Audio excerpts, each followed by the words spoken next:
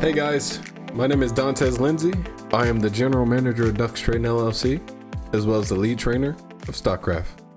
Today, we're going to talk about the three swords I mentioned a few months back, probably in October or November.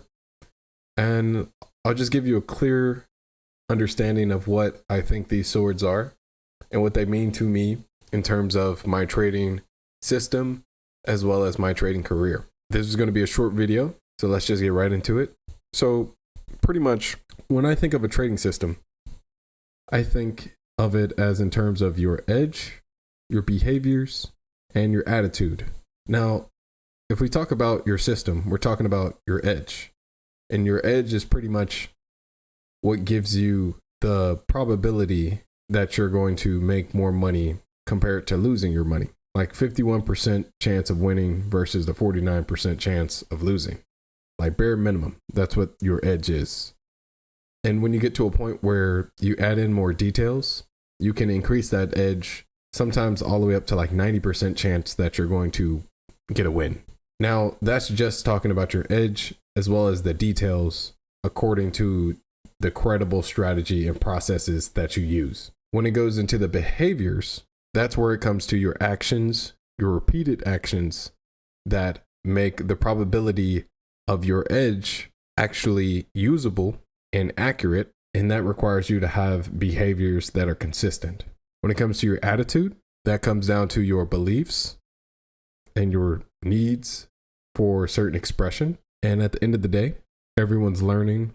Everyone has their own different beliefs, their own behaviors, and various attitudes. When these all come together, that's what your system's going to be. And here I talk about a very general scenario where if we're looking at the SPY right now and we're saying this is a gap up short, and let's say in my system it says I'm making a morning entry on this gap up short, I'll go in where my system is telling me is the opportunity presents itself.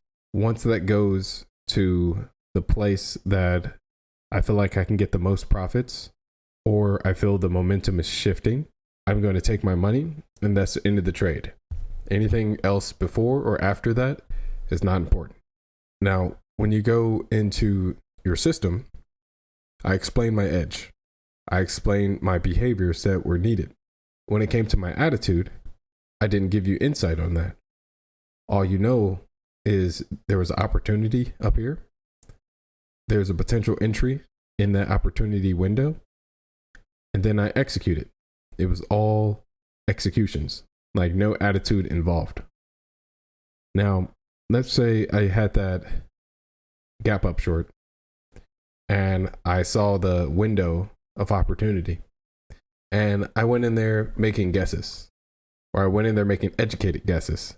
I think it's going to do this. I think it's going to do that. Let's say I try to guess where the top is and I say it's at 478, but then you see it goes up to like 479 or 478.8, pretty close. Since I was off by 0.8, I have an opinion about what happened now. I was off. I was wrong.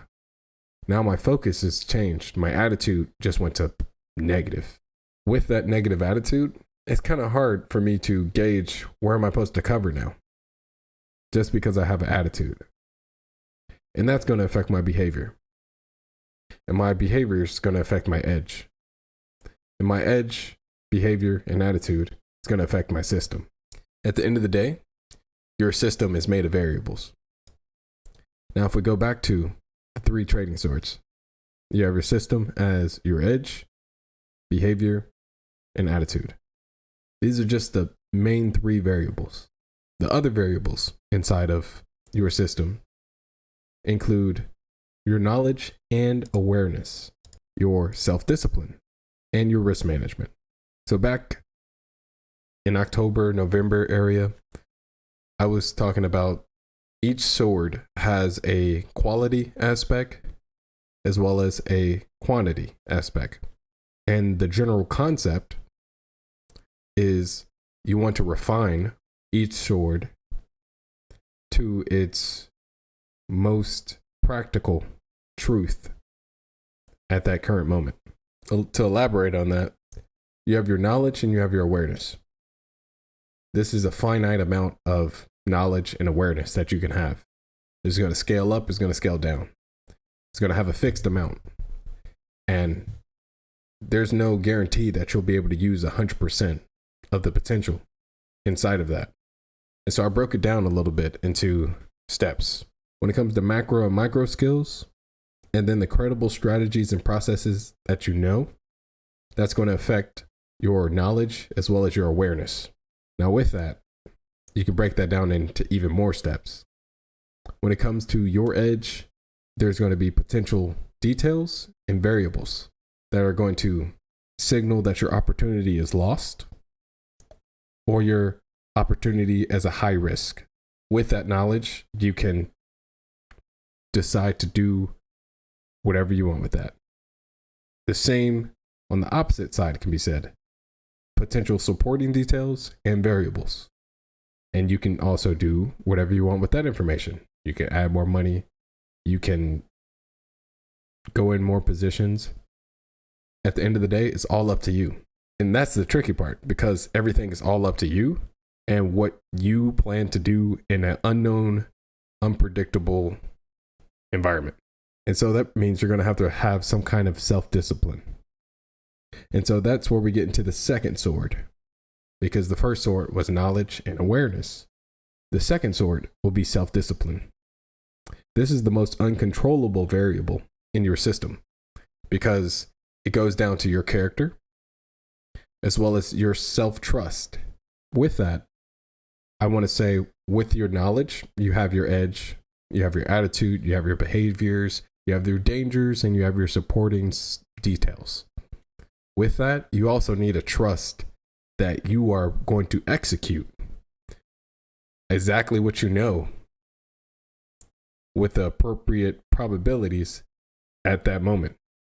And if you lack trust in yourself, that's going to affect the results. And so just like a soldier is trained with drills and he's trained to go to war, he's trained to trust the process. That's what you're supposed to do. Now, there's also a character aspect to this, not only self-trust, because the more trust you have in yourself, the more the faith you can put into your work, into your execution. And your work would be your statistics, your rituals, routines, and other stuff that is going to refine your execution, as well as your tracking ability. Your character, that's where it's going to come into your attitude. At the end of the day, you want to have certain beliefs and needs and expressions. They are going to complement your overall trading journey. If you have beliefs that being consistent is better than making a large amount of money in the short term at this moment, the behavior and attitude is going to make you more money in the long term compared to your short-term impulses. Now we go into the final sword, which is actually the most important sword when you're dealing with an uncontrollable environment, and that's your risk management. Your risk management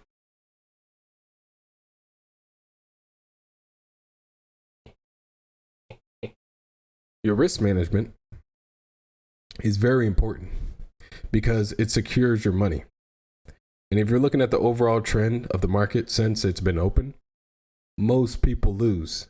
And so you want to spend most of your resources, that includes your money, your time, energy, everything in between, on this risk management, because it's going to save you a lot more money in the end. And that's what you want, because that's what everyone in here is trying to do. You're trying to get money. Now, with that risk management, it's your most creative variable in your system. And with that, you know you can have a security system that is for intraday. You can build that into your trade. You can have a preemptive measure to prevent money being taken in your long-term gains, or you can do it after you have a trade that's like a big winner and you just take money off the table or out of your account to secure it. Then there's other unconventional methods where some would include giving your power of your money away, or the power to get out of a trade or a max loss or anything like that. You give it to your broker, you give it to your wife, you give it to someone else.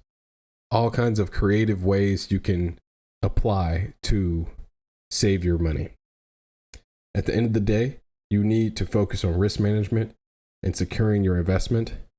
And then with that security, you're going to have a better attitude and better behaviors and be able to execute your edge to its highest potential. With that, that is what I meant by the 3 swords. Hopefully that helps. If you guys like what you saw, please like and subscribe, and look at the peace sign. Peace.